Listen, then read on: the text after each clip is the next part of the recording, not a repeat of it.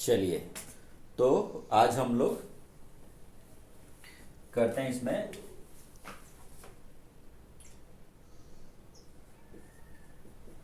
Halo alkane बनाने की विधियां।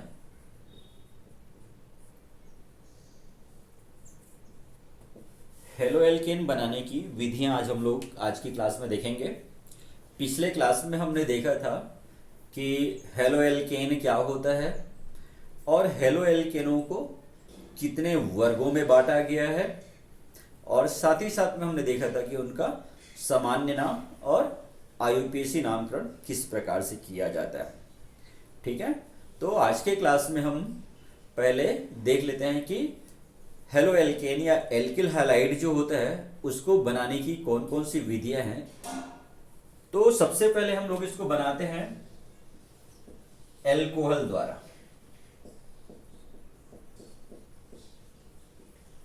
ठीक, एल्कोहल द्वारा कैसे कैसे हम लोग एल्किल हैलाइड या हेलो एल्केन बना सकते हैं, ये हम यहाँ पे देखते हैं। तो सबसे पहला हम लोग जो दिए गए एल्कोहल होता है उस दिए गए एल्कोहल की क्रिया करवा देते हैं हम लोग निर्जल जिंक क्लोराइड या फिर सांद्र H2SO4 की उपस्थिति में HCl से कराएंगे इसकी क्रिया। ठीक है, तो उससे हमको एल्किल क्लोराइड प्राप्त हो जाएगा, RCl प्राप्त हो जाएगा। किसी भी एल्कोहल जो रहेगा है ना, वो प्राथमिक एल्कोहल हो चाहे द्वितीयक एल्कोहल हो, प्राथमिक या द्वितीयक एल्कोहल की क्रिया निर्जल जिंक क्लोराइड या फिर सांद्र H2SO4 की उपस्थिति में HCl से कराने पर हमको एल्कोहल प्राप्त होता है। जैसे उदाहरण के लिए यहां पे मैंने ले लिया हुआ है एथिल एल्कोहल, इसकी क्रिया करवा देता हूं मैं HCl के साथ। ठीक है, जिंक क्लोराइड की उपस्थिति में निर्जल जिंक क्लोराइड की उपस्थिति में करवा रहा हूं। दोनों में से कोई एक लेना है, आप निर्जल जिंक क्लोराइड ले सकते हैं या सांद्र H2SO4 ले सकते हैं। तो इस हिसाब से मेरे को यहां पे मिल गया CH3CH2Cl एथिल क्लोराइड मिला या क्लोरोएथेन, आईयूपीएसी नाम बताया था। ये तो प्राथमिक था। अगर यहां पे मैं द्वितीयक एल्कोहल लेता CH3CH, ठीक है, चलिए देखिए, या फिर ऐसे कर लेता हूं, इधर CH3 ले लेता हूं मैं, इधर OH ले लेता हूं। ठीक है, ये द्वितीयक है, द्वितीयक प्रोपिल एल्कोहल है। ये द्वितीयक प्रोपिल एल्कोहल, इसकी क्रिया करवा देता हूं मैं HCl के साथ निर्जल जिंक क्लोराइड के साथ। ठीक, तो मेरे को ये द्वितीयक जो होगा वो क्या मिलेगा, मेरे को एल्किल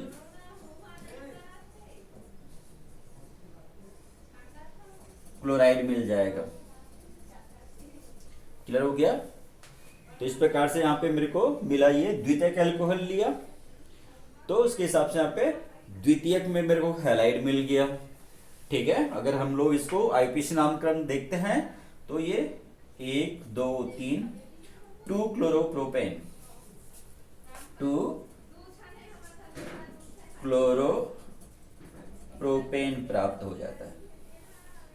लेकिन अगर यहां पर मैं प्राथमिक एल्कोहल द्वितीयक एल्कोहल न लेकर के तृतीयक एल्कोहल लूं, तो चूंकि तृतीयक एल्कोहल जो होता है वो अत्यंत क्रियाशील होता है, तृतीयक एल्कोहल जो होता है वो बहुत ज्यादा क्रियाशील होता है, इसलिए तृतीयक एल्कोहल के साथ मुझे यहां पर उत्प्रेरक की आवश्यकता नहीं होगी, जिंक क्लोराइड या सांद्र H2SO4 की आवश्यकता नहीं होती है। वो सीधे सीधे, चूंकि ये अत्यंत क्रियाशील होता है, इसलिए सीधा ये अम्ल से क्रिया करके HCl से क्रिया करके ये एल्किल हैलाइड बना लेगा।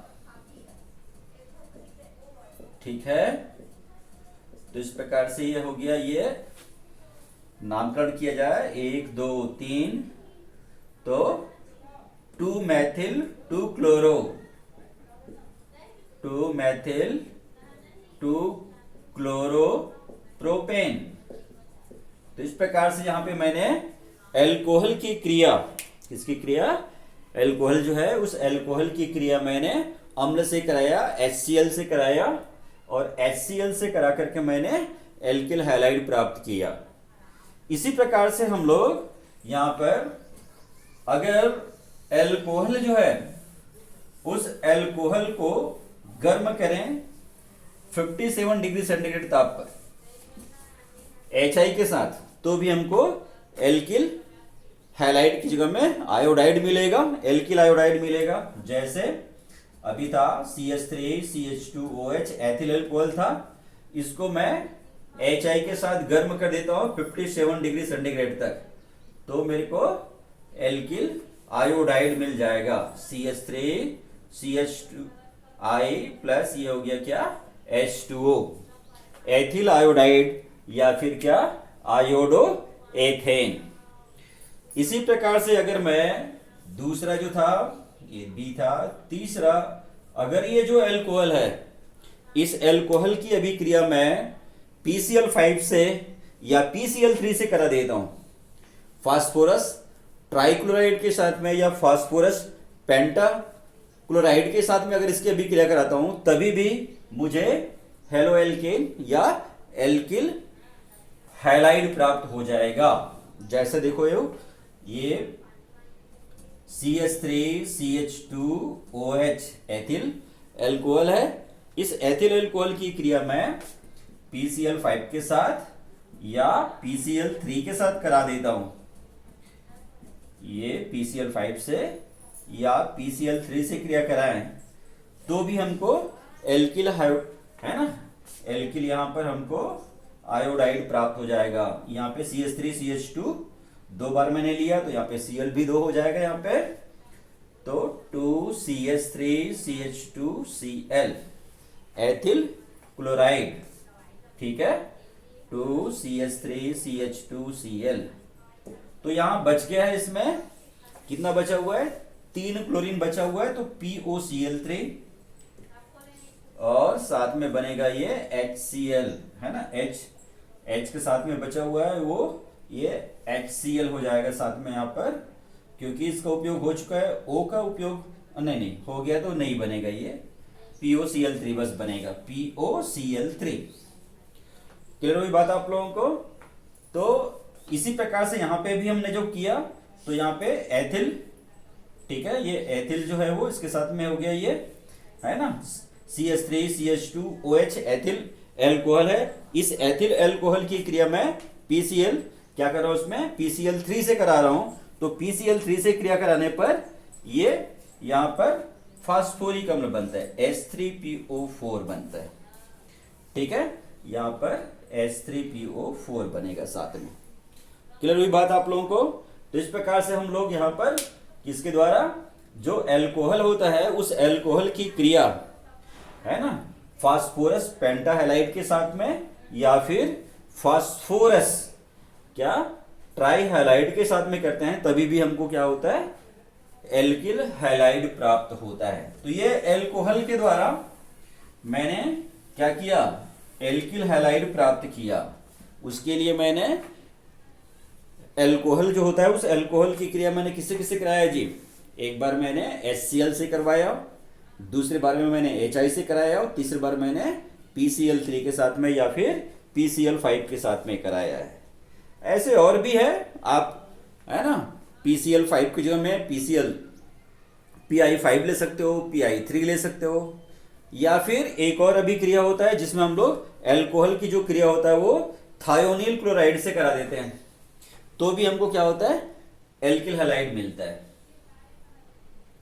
ठीक है, CH3CH2OH, यहां पर मैं इसकी क्रिया कराऊंगा पिरिडीन की उपस्थिति में। पिरिडीन की उपस्थिति में मैं थायोनील क्लोराइड के साथ इसका अभिक्रिया करा देता हूं, SOCl2 नाम है इसका थायोनील क्लोराइड।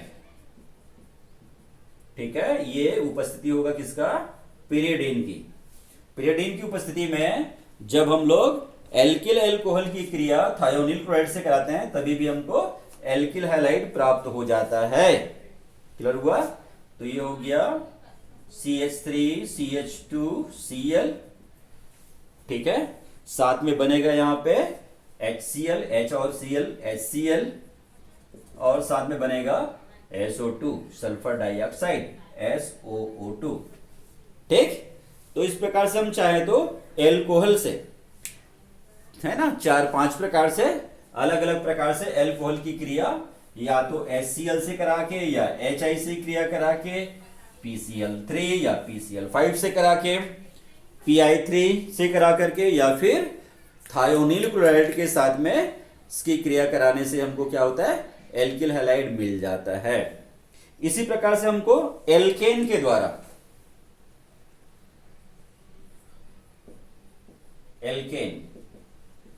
एल्केन द्वारा हम लोग हेलो एल्कीन बना सकते हैं, हेलो एल्केन बना सकते हैं।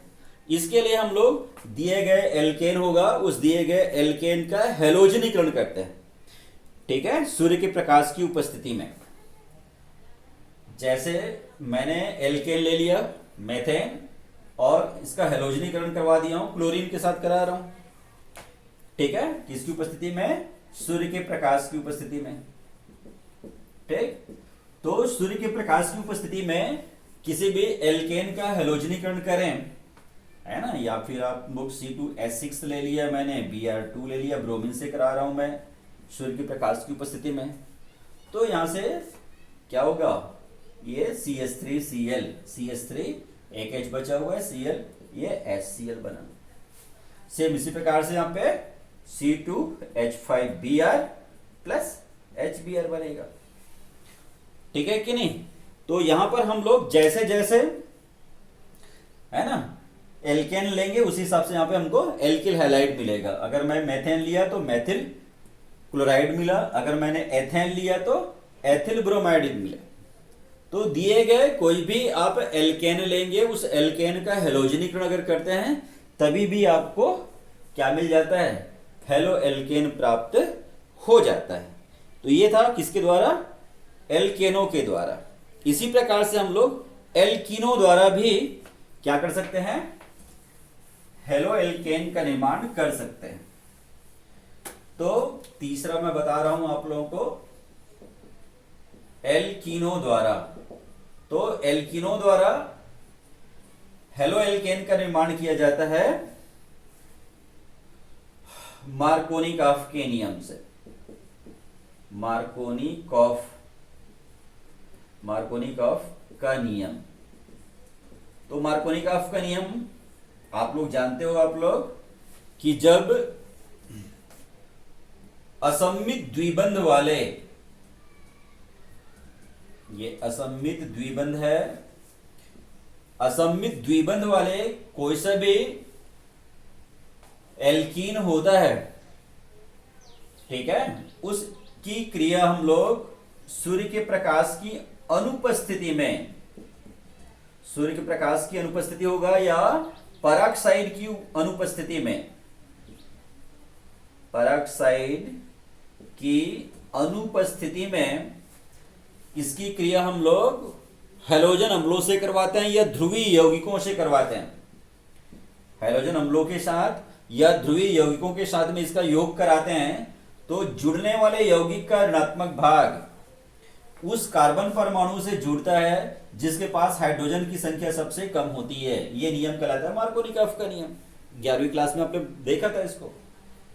पराक्साइडों की अनुपस्थिति में असममित द्विबंध वाले, असममित है देख लीजिए, द्विबंध के इस पार एक कार्बन है, दो कार्बन है, असममित हुआ, सममित में बराबर बराबर रहता है। तो असममित द्विबंध वाले जो हाइड्रोकार्बन होता है उसका योग करवाते हैं हैलोजन अम्लों के साथ में या फिर ध्रुवीय यौगिकों के साथ में। तो उस यौगिक का जुड़ने वाला ऋणात्मक भाग होगा वो उस कार्बन परमाणु से जुड़ता है जिसमें हाइड्रोजन की संख्या सबसे कम होती है। तो चूंकि इस कार्बन पे हाइड्रोजन की संख्या सबसे कम है, इस कार्बन में 3 है, यहाँ 2 है, और इस कार्बन पे केवल एक ही हाइड्रोजन दिख रहा है, इसलिए इसका जो ऋणात्मक भाग यानी Br वाला जो भाग होगा, H प्लस वाला भाग है, ये माइनस वाला भाग है, तो ये जो ऋणात्मक भाग जो होगा वो ऋणात्मक भाग अटैक करेगा इस हाइड्रोजन के साथ में, इस कार्बन के साथ में। तो इस हिसाब से यहां पर ये होगा CH3, CH था, ये Br आ गया, और ये H बचा वो यहां चले आएगा, ये हो गया CH3। 2 ब्रोमो, 1 2 3, 2 ब्रोमो प्रोपेन हुआ। और इसी का उल्टा भी कर सकते हैं, एंटी मार्कोनिक के नियम द्वारा भी बना सकते हैं। एंटी मार्कोनिकॉफ का नियम देखिए, है ना, जिसमें पेरोक्साइड की उपस्थिति होगा, तो उसमें उल्टा होता है रे भाई। जब असममित द्विबंध वाले ध्रुवीय योग, है ना, असममित द्विबंध वाले जो हाइड्रोकार्बन है उसका योग करते हैं ध्रुवीय यौगिकों के साथ किसी पेरोक्साइड की उपस्थिति में, पेरोक्साइड की उपस्थिति में करते हैं, तो पेरोक्साइड की उपस्थिति में करने पर अब जुड़ने वाले यौगिक का ऋणात्मक भाग उस कार्बन परमाणु से नहीं जुड़ पाता है जिसमें हाइड्रोजन की संख्या सबसे क्या होती है, कम होती है, यानी ये योग मार्कोनिकॉफ के नियम के विपरीत हो जाएगा। यहां पे अनुपस्थिति की जगह मैं उपस्थिति डाल देता हूं, तो उपस्थिति में क्या होगा, ये Br जो है अब ये कार्बन के साथ नहीं जुड़ेगा, बल्कि वो हाइड्रोजन वाला जहां पे हाइड्रोजन जुड़ा था उसके साथ जुड़ेगा Br, ये Br जो है यहां जुड़ेगा और H जो है वो इधर जुड़ जाएगा। तो ये पेरोक्साइड की उपस्थिति में होता है, इसलिए इसको हम लोग बोलते हैं पेरोक्साइड प्रभाव या खरास प्रभाव। ये जो प्रभाव है ये क्या कहलाता है, खरास प्रभाव कहलाता है, या फिर क्या, पेरोक्साइड प्रभाव कहलाता है। तो इस प्रकार से पहली बार में जब 2 क्लोरोप्रोपेन बना था वहां पे अब 1 क्लोरोप्रोपेन बन जाएगा। बात क्लियर हो गया। तो ये मैंने बताया आप लोगों को एल्किल हैलाइड बनाने की विधियां। अगले क्लास में हम इसके गुणों के बारे में अध्ययन करेंगे। Thank you.